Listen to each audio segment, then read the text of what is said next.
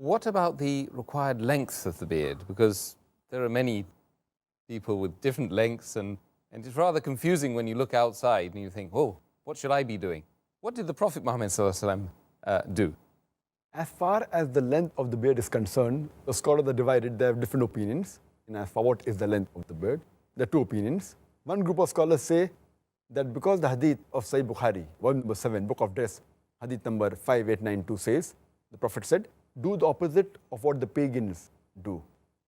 Keep the beard and trim your mustaches. So because the commandment is keep the beard, that means they say that it should be kept. That's it.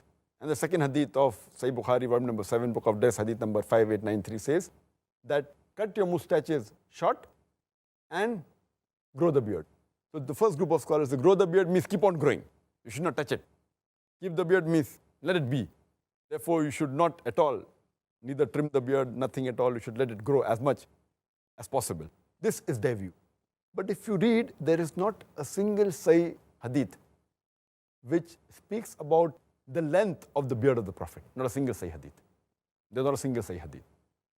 But according to Sheikh Utaymi, he says that we understand when the hadith says that keep the beard or grow the beard, it means you should leave it, you should not touch it, and let the length be as much as possible. And if someone shaves it, it is haram, and someone trims it to the size of a fist, that is the other view, then it is makruh. So this one group of scholars said let it grow as much as possible.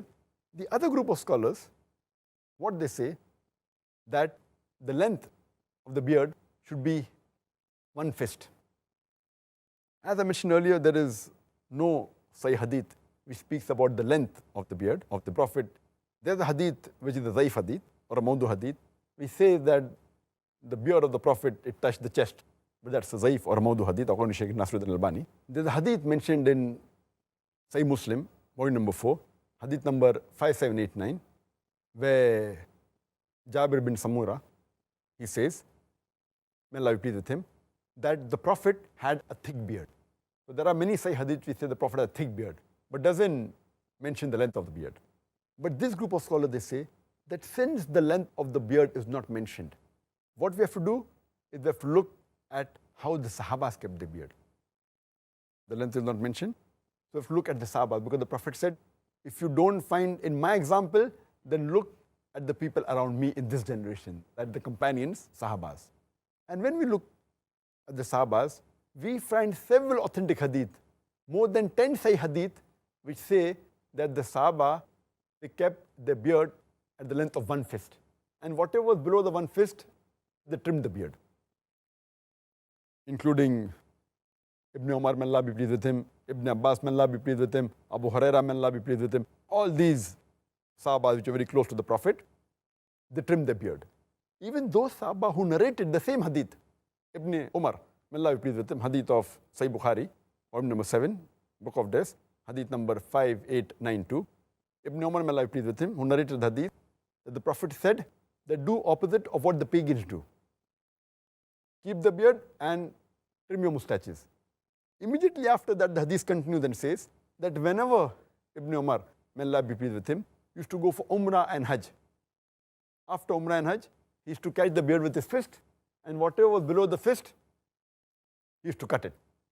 So imagine those Sahabas who narrated the hadith, and all these Sahabas, Ibn Umar, Ibn Abbas, Abu Huraira, may Allah be pleased with them all, they were staunch followers of the Sunnah of the Prophet. And they narrated the hadith. When they narrate the hadith of trimming the mustache and keeping the beard, growing the beard, they understood the way the Prophet wanted. So why did they trim the beard? If the view of the first group of scholars is right, that keep on growing, growing means how to grow? The way the Prophet grew.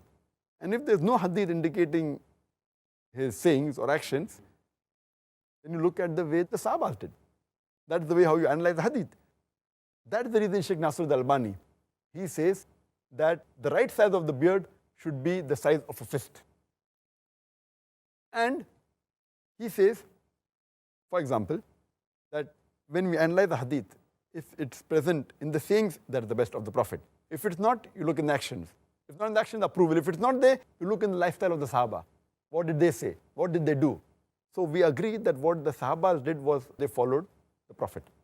And you don't find a single hadith, neither of the Prophet or neither of any of the Sahabas, which say that they did not trim the beard. There are more than 10 hadith which say that the Sahabas, they trim the beard below the fist.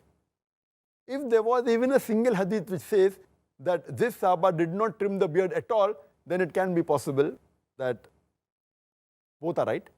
Because there's not a single hadith on the other side saying that the Sahaba never trim the beard, but there are no less than 10 Sahih hadith which say that the Sahabas below the fist, they trim the beard.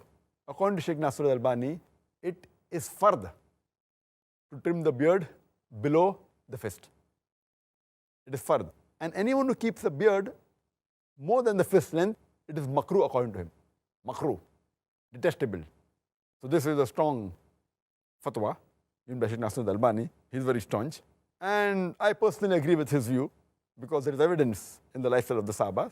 And he further says in his book, and he writes that why it should be the length of one fist. He said, besides the Sahabas, many examples we find who kept one fist and cut below one fist the beard. He gives the examples of many Salafis Salihin who had the beard the size of a fist and they trimmed the beard below the fist. Like, for example, An-Nakhil. We have examples of Imam Malik, Imam Ahmad ibn Hanbal.